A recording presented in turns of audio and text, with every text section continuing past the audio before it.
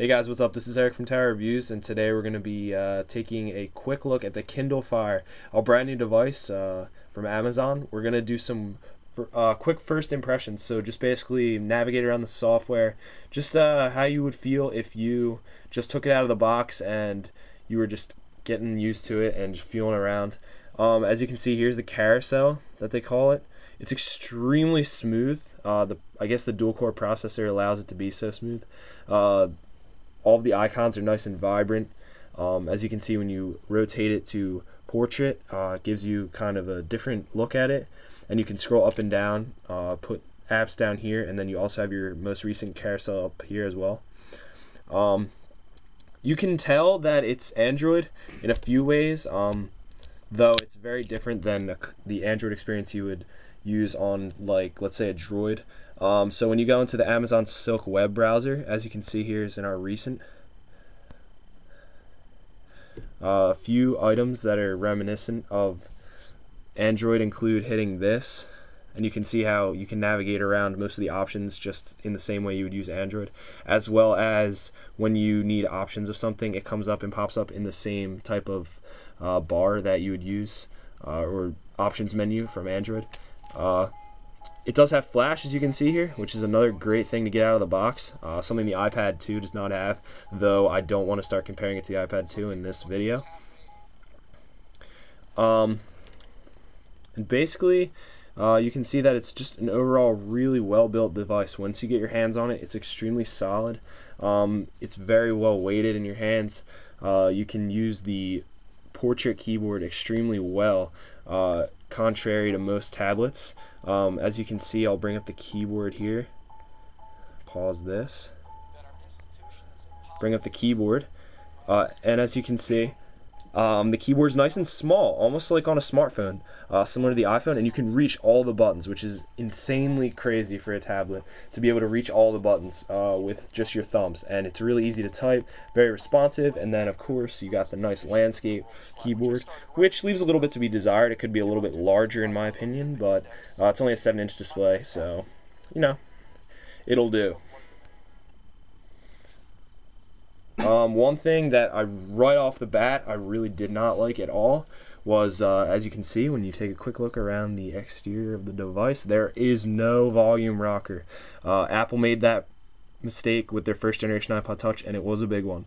So you have to go up into the settings up here, and you can see there's all these options: brightness, Wi-Fi, all that, sync, rotation lock, and that's where you'll find your volume. Where you need to scroll up there, which I think possibly will be very annoying. Also, another thing that's a little bit out of the ordinary is the power button, the sleep, home, power, whatever you want to call it, is on the bottom. Well, one thing to note about that is that, as you can see, the screen just rotated. So yeah, theoretically you could hold it upside down. Of course, it's not working. There we go. Yeah, theoretically you could hold it upside. Actually, I don't even know if it's not meant to hold that way, of course, because the Kindle is facing the other way. Yeah. But you could hold it upside down, and then the power button would be on the top along with the charging and the 3.5mm headphone jack. But if you hold it normal, on the top you can see there's stereo speakers, which are sufficient, good enough for close listening. If you want to blast it, that's not going to work, but it's good enough for, you know, normal use. Just quickly looking over the design, Gorilla Glass, great. It's not completely resistant to scratches, as we found with our friend's phone. It can still get scratches, but it's definitely more resistant than the normal type of glass or plastic that you would use on a tablet or a smartphone or other device like that. On the back you have, I mean, you can see a little bit of fingerprints, but it's not really a fingerprint.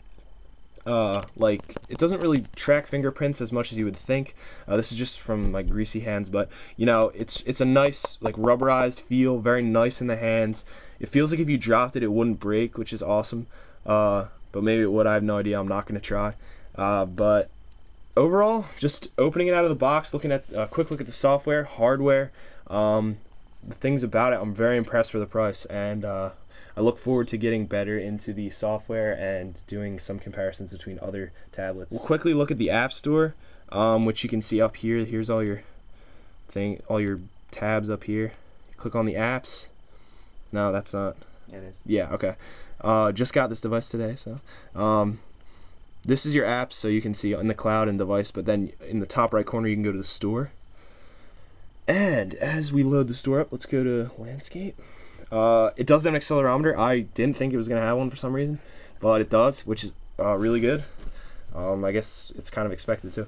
But as you can see, as I scroll down, there's a large amount of apps. Which is pretty good, as you can see.